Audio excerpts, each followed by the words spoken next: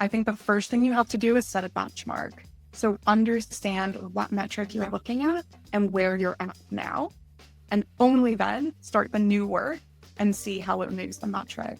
Taking a step back at the beginning of that process, just say, okay, we are doing this work because we want to reduce return rates, want to increase our sell conversion, whatever it is, and then understand where you are in that moment. And even if you don't have fancy tools like FullStory or Chattermill that allow you to do that, there's simple ways that you can do it with like a survey. You can send an intercept survey and say, okay, at this moment, scale of 1 to 10, how confident are you feeling in your journey? Collect data on your baseline and then implement the new work and see if anything changes. There's some really low fidelity and low effort ways to do this. And I think it's so important to be confident that what you're doing has affected the metric that you're actually seeing, because otherwise you're just taking shots in the dark and you're guessing that what you did had the impact you wanted. Hi, everyone. Welcome to this next Confessions of a Product Manager episode, where we discuss topics related to the practical applications of customer feedback for product UX and customer experience teams. And today we're diving deep into the world of UX, I guess, as I have the pleasure of being here with Marley Dizney Swanson, a senior UX researcher at MPB. Marley, thanks for joining us. Thanks for having me. Thank you, our pleasure. So Marley, just to set the stage maybe, MPB is the world's largest platform for buying and selling used photography and video equipment. As a senior UX researcher, I know you're using that customer feedback to understand how product and design choices are shaping the customer experience. But I know also you describe yourself as a mixed methods researcher, someone who is focused on measuring real outcomes, not only the outputs, and understanding how that product and design actually improve people's lives.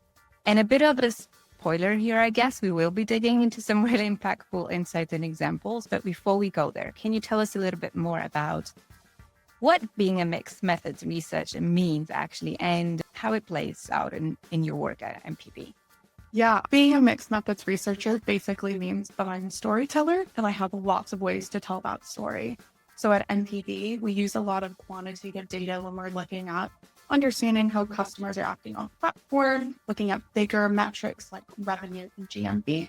And then I can add some color to that with qualitative data. So interviews, usability testing, our NPS survey results, which come from Chattermill, all of that can be used to triangulate different data points so that we can be really confident when we answer the question, is the work we're doing making an impact on our customers? Sounds great. Can you tell us a little bit more maybe about the team? How big is the team and how you guys are working with the wider product organization, I guess? Yeah, our product design team is, I think, 6 people. I'm the only researcher, and we're serving an organization of over 500 people. So that is a lot of people, but we've been doing a lot of work this year to empower and train people who are interested in doing research to be able to self-serve that. So we have 6 different Scrum teams, each headed by a product manager, and we have engineers, designers, copywriters, and visual designers. And my job is to make sure that all of the people on those teams know how to do some basic research skills so that I'm not a blocker. So we do monthly seminars where I show them how to give a good interview, how to get somebody to answer a survey question really well with survey design, things like that, so that they're able to do their own Scrum-specific research while I take more of a bird's eye view and try and bring insights together from different projects and look at more strategic projects that affect the entire organization. But still, as a team of one, basically, because if you're the only researcher, that must be really hard to answer all the questions coming from the business and from the product team of the wider organization. It is. And to be clear, I do not answer every question. I think one thing that I'm really lucky to have here is a lot of curious colleagues. So we do have a backlog of things that we've just not been able to answer. But one way that we try to prioritize the research requests coming in is using hypothesis statements. So we'll say, unlocking this information would allow me to do this, and we predict that why.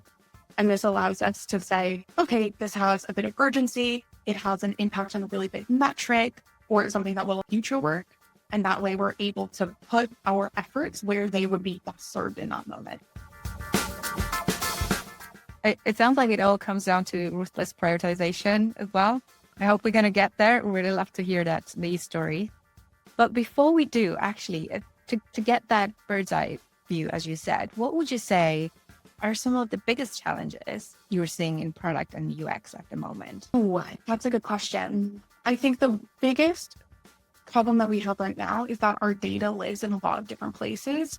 We probably use upwards of 10 tools right now to collect customer feedback, which isn't ideal because it means a lot of our time is spent going from source to source to try and triangulate that data.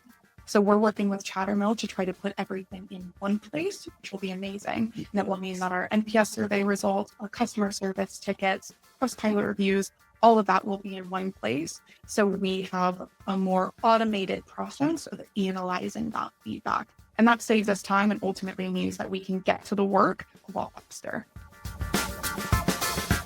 Could you take me maybe back to the day and you realize that actually analyzing that customer feedback across different touch points is really, really tough and challenging and becomes quite manual and time consuming? What actually made you think about even starting working with a platform such as Chattermill? Yeah, the instigation for this project was that we found that our NPS survey results, which are what are in Chattermill right now, only represent 6% of our customer base. And we're saying 6% of our customers are being very intentional about that language because it does not represent our wider user base. We only send out NPS surveys to people who have successfully transacted with us. So we're losing a huge amount of data or not capturing a huge amount of data that represents a wider user base and potential customer base. So we wanted to work with Chattermill to make sure that we got everything in one place to understand how we could convert those non-customers into customers. And from a UX perspective, understand if there were any particular funnels that they were dropping out of or usability issues that we were having that we could address in order to help them achieve their goal of buying a camera. This is very interesting because if you said NPS represent only 6% of your customer base, so where's the voice of 94%, right? Yeah, and that's what we're trying to figure out too. And it's a tricky measurement because we were looking at some competitor numbers. It seems like e-commerce can typically expect about 10 to 20% of their customers to give feedback. Obviously, we're doing a little bit lower than that. But I do think one advantage that NPD has is we do have a really loyal customer base. So a lot of our customers come back again and again. And so one of our theories that we have to look into is that some of those customers actually have given feedback in the past, but just don't give it for every transaction. But there's a thought that we need to look into. How do you envision, or how do you do it today in terms of like when you imagine what would happen if you had 100%? Which parts of the business do you think would be most influenced by the insights you'd get from that customer feedback data? Such a good question. I can give prediction. I do not know for sure. I think right now, one of the potential issues with NPS is that you are only getting people who have strong opinions or a lot of time. And sometimes those are not mutually exclusive circles. So you're getting really strong polarized opinions, either for good or for bad. I think if we had 100% of those customers responding, we would get a lot more of that gray area. But I had a decent experience, but something went wrong. But ultimately, I can look past it. Or users who have said, you know what, I'm never going to transact with MPP anymore. I don't want to give them a feedback because it's not going to benefit me. I think we would capture a lot more of that nuance, and that would help us inform strategies across the platform. I do think a lot of what we get in our NPS feedback right now is about operations, because that's the last part of the journey and the closest the customer remembers to when they get their survey response, which is about a week after their transaction. So I think we would learn a lot more about our search service and our platform generally if we were to get 100% of those people giving us feedback. To take a step back, maybe, I just want to understand what is the importance of customer feedback in your day-to-day decision-making. How do you think about that role of customer feedback in shaping the strategy and the UX changes? I mean, it's huge. I know I'm biased as a UX researcher, but I do think it shapes everything. I think maybe one myth that exists in the product sphere is that business needs and user needs are sometimes at odds. I think occasionally that is true, but for the most part, happy customers mean happy business, and a happy business produces happy customers. So I think there is a lot of synergy there. One way that we use customer insights regularly in PPE is we'll do voice of the customer forums, regular voice of the customer reports. And the intention of these are to bring customer insights to the forefront of decision makers' minds. So when our executive team goes off and does their offsite once a year, they have hopefully my voice in the back of their head saying, oh, Marley actually raised this point about customers have been saying this, or we're trending negatively on this particular action. And that will enable them to create a roadmap and set out a series of actions that addresses those customer needs directly. And I think the closer we can get those customer needs being met, the moment they're raised to us and being met, the happier our customers will be because they'll see that we're taking action immediately. And that's obviously an ongoing and evolving process. We're never going to get it exactly right. But I think the fewer long-standing problems you have, the happier your customers will be. But it sounds like you've reached a certain milestone as well, because it's what we've been hearing, at least from other customers and Chattermill users. It's actually not that easy to make sure that the voice of the customer is top of mind for people higher in the company, making sure that the entire company strategy is actually based on that customer feedback. It's really difficult. I'm not going to say we're a perfect organization. There's obviously always more work to be done. I do think something that we've started recently is an initiative that we're calling Cite Your Sources. So we're trying to challenge everyone across the business to, when they're making a decision or a proposal, to explain the evidence that they have that led them to this decision. And I think this was really important in building trust across an organization, that the due diligence has been done and we know where a decision is coming from. And customer feedback plays a huge role in that for us. When I propose for things to be on the roadmap or for teams to work on, I'll bring a deck of evidence that says customers have been saying in interviews, seeing this behavior on platform, and for this reason, we believe we should take action. And we're now radiating that out to other teams to challenge them to do the same, so that all of us across the company are challenging that we're doing not only what's best for the customer, but best for the business. And I think that evidence, right, backed up by some quantified numbers, then it's really difficult to challenge that. That's the goal. That's what we're hoping for. Great. I wanted to ask you now about your experience with Chattermill, the customer experience intelligence platform. Tell me, how did you start using it, and just what were your first impressions of it? Chattermill was being used by my organization before I joined about 3 years ago. And I remember going in and being overwhelmed by the amount of information there was on there because I wanted to read every single piece of feedback. It was the best part of my onboarding experience, was to see what customers were saying about the organization, because it helped me frame my first 90 days. And I think there's something about a fresh perspective coming in that's able to see those issues that maybe people who have been in charge for a while aren't as easily able to see. So I spent, I'm going to say, a good 2 full days of my onboarding just on Chattermill, going through the feedback, learning how to create reports, making my own dashboards of things that stood out to me, and flagging those out to my manager and my team to say, hey, are we aware that this is happening? And that really, I think, set me up as maybe a bull in a china shop, maybe someone who questions the flow. And it just really gave me a good, solid backing to start my career here. What about today? How does Chattermill fit into your day-to-day workflow? My day-to-day workflow looks at the top drivers of negative feedback. That's probably my number one report that I'm looking at. I consider it part of my job to raise any key customer concerns to our team to make sure that our core journeys are being taken care of. I'm also using Chattermill to train our product managers on how to read qualitative feedback and how to use that to support their own decisions when they're doing that ruthless prioritization that we talked about. So I would say a lot of it is teaching people how to use reports, how to identify trends in qualitative feedback, which could be quite a tricky thing if you're not used to that sort of metric, and figuring out how we can share Chattermill data reports dashboards in order to tell a story. Ultimately, what we're doing is we're trying to convince people that they should believe in what we believe in. And Chattermill has been a really effective tool to do that. That's really great to hear. And when you're working on maybe specific projects or specific areas of the product, are you looking to answer any specific questions or maybe solve some business problems with that customer feedback? Anything specific you're looking for? Yes. And I will say there are kind of 2 ways we use Chattermill. One is to answer a question, and one is to do more generative research. So often when we're answering a question, it will be something like, we released a piece of work 4 weeks ago. Have our customers noticed? Has it made a difference? And we'll use a lot more quantitative data to support that. But then it's really important to get that qualitative piece to understand the why. So maybe a metric has moved, but can we be confident that it's actually because of what we did?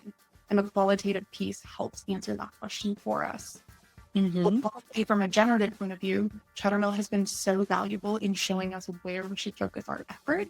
So like I said, we have these voice of the customer forums on the corner, and we've learned recently in Chattermill that our top driver of negative feedback, that customers have received defective items, which I think anyone can understand that's an upsetting experience, and it's not what we want for customers.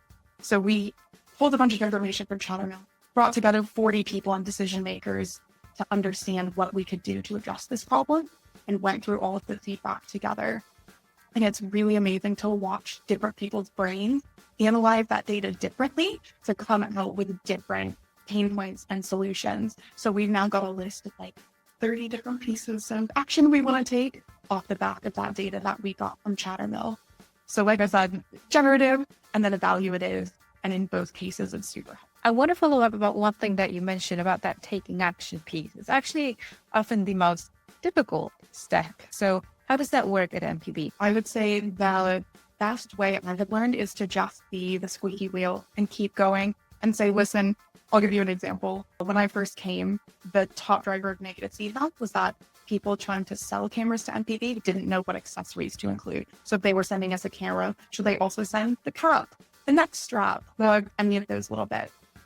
And every week I would come to my team and I'd say, this is still the top driver of negative feedback. This is still the top driver. This is still, and eventually it starts to wear on them like, wow, I'm really tired of hearing Marley talk about this.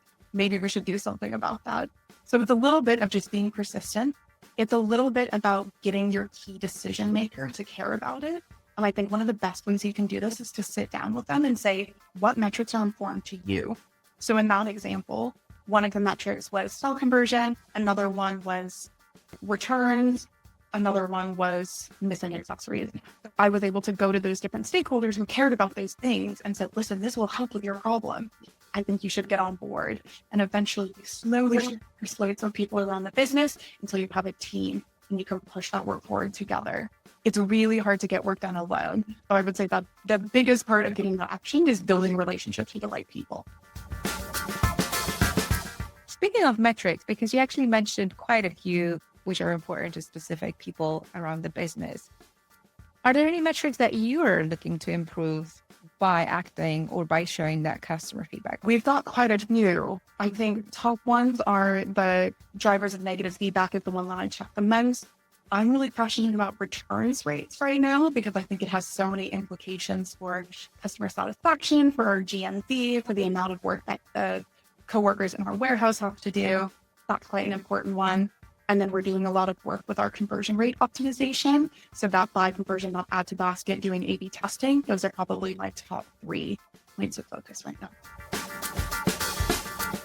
When it comes to sharing insights with the wider business, because you mentioned that a lot of part of your work is also educating others, making sure that they can self-serve. But I imagine that you have to be also that champion, sharing insights across the entire organization. How do you make sure that people actually know what are the top 5, 10 things that customers have top of mind at the moment? There are a couple different ways I do this. One is I will literally put them up on the wall in the office. My desk has become, I'm calling it the customer corner. So above where I sit, we have personas and different driver trees for what customers are thinking, doing, saying at any point during their journey. And so if anyone wants to engage with that, pretend like they're asking a customer a question, they can come to my desk and kind of talk to the wall. The second one is we have a customer insights channel. So I'll share all of my voice of the customer reports, any interviews that I've done that I think people will be interested in. And it's a 2-way channel. So if people want to ask questions, we can incorporate those into research projects or interviews. I would say those are the top 2 ways. And maybe the more informal one is I'll just go to different teams' meetings. I've got relationships with different teams. Maybe once a quarter, I'll check in and say, hey, we haven't heard from you in a while. What are the top things facing your team right now that we might be able to help with? And that gives me an invitation to come in and say, well, here's what I'm hearing from customers. Why don't we help each other help our customers? And that, again, is that relationship building that seems to make a big difference. Are there any specific things, features, capabilities in Chattermill that you use a lot? Ooh, I will use the reports a lot. And I've recently been really into the segmentation. I find that to be really helpful so I don't have to repeat what I'm thinking all the time, especially if you've got a long-term project and like in my case, we're really focused on the EU or focused on the buy journey instead of having to apply multiple filters every time. It's helpful to just go back to that segment and save myself a couple minutes many times a week. And speaking of reports, I imagine you probably have a lot of reports versus the dashboard. Can you share some quick examples I just want to understand how you're thinking when you're building your report? You're trying to understand what the experience by country, by product, by persona. How do you do that? So normally I'll start with an overarching metric, something like NPS, and then I'll break it down as many ways as I can to understand where our key pain points lie. So on NPS, I'll break it down by market and say, okay, well, our customers are happier in the UK than they are in France. Maybe let's look into France. And then we'll make it more granular. And we'll say, okay, in France, what's the category within France that's driving the most negative mentions? And we'll say, okay, it's logistics. And then we'll go into the feedback of, let's say, the last 30 days and say, okay, customers aren't happy with the courier, deliveries have been delayed, and things have been left outside of their house without notification. Okay, those 3 things I can take to my operations team and say, these are concrete actions we can take. So the more granular the report gets, the easier it is to take action. And then you can just draw it right back and say, listen, this is the impact it's having. It's dragging down our NPS score by 5-10 points. And we know that translates to this loss in revenue. And being able to speak both from the customer side and the business side tends to get those key decision makers to care about it.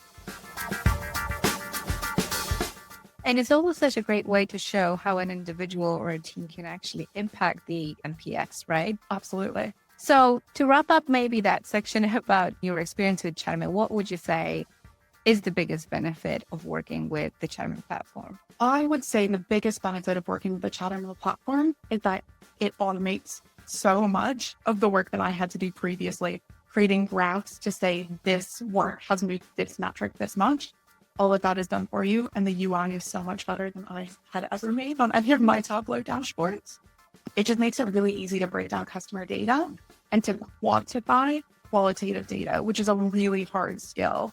And it allows you to create that really clean metric to say, we're up this many points instead of giving a more generic, people are more upset about this week. That number seems to resonate with people a little bit more than just the pure qualitative side.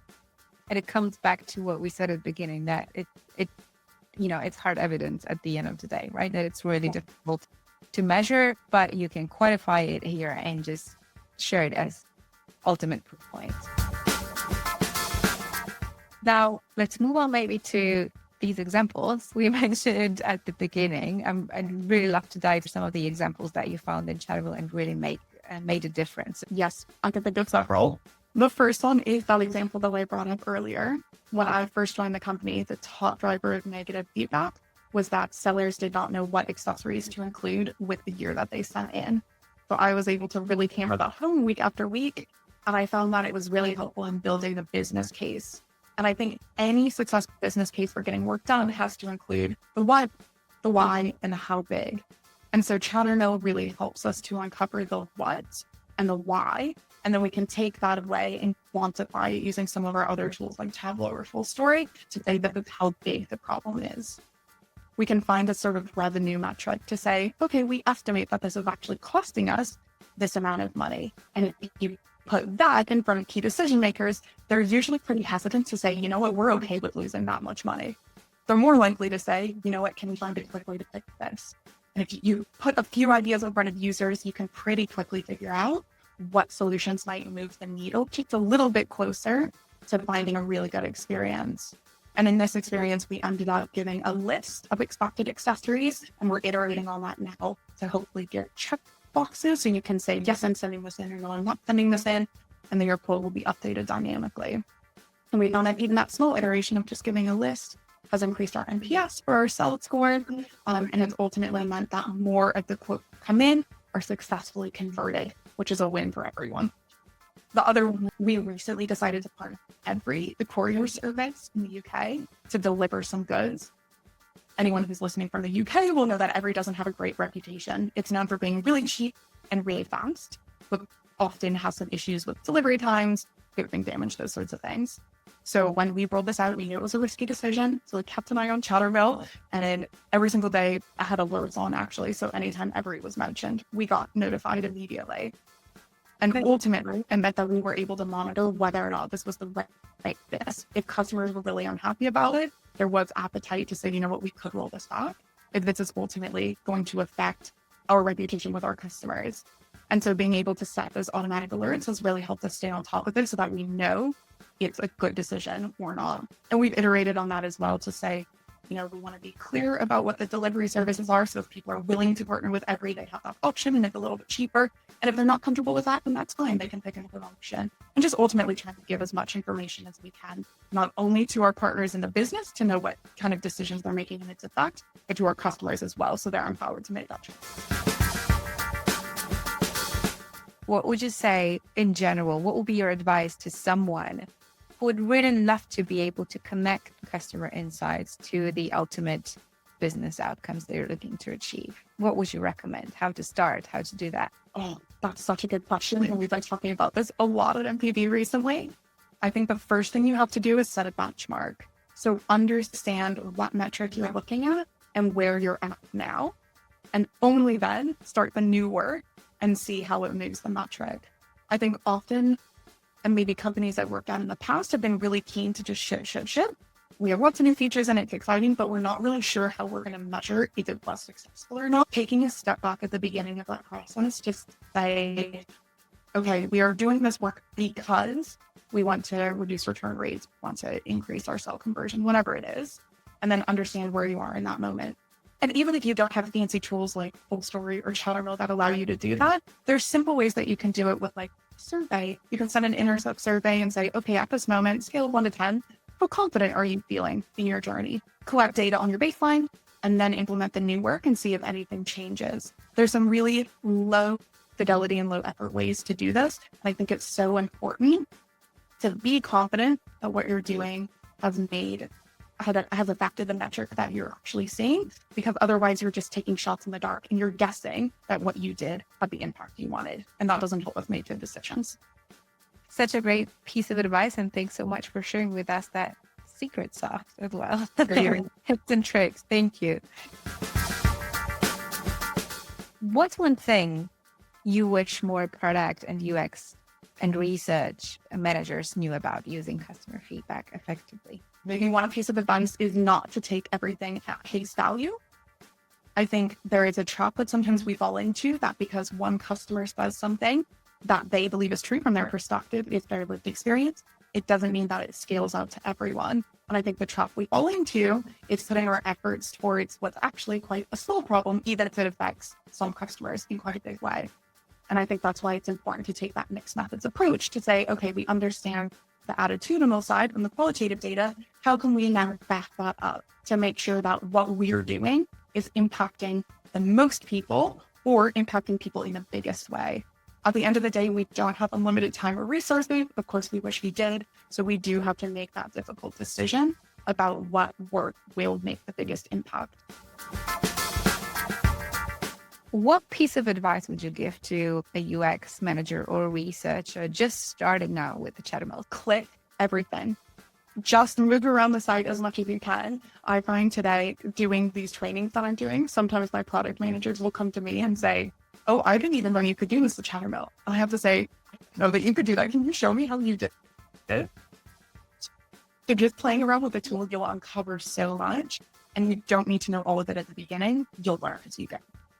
Absolutely. And you cannot break it, right? And my last question before we move to the next section, if someone was on the fence about using Chattermill, what would you tell them about the benefit they would receive? I think every team should have some way to collect customer insights, whether that's with Chattermill or someone else.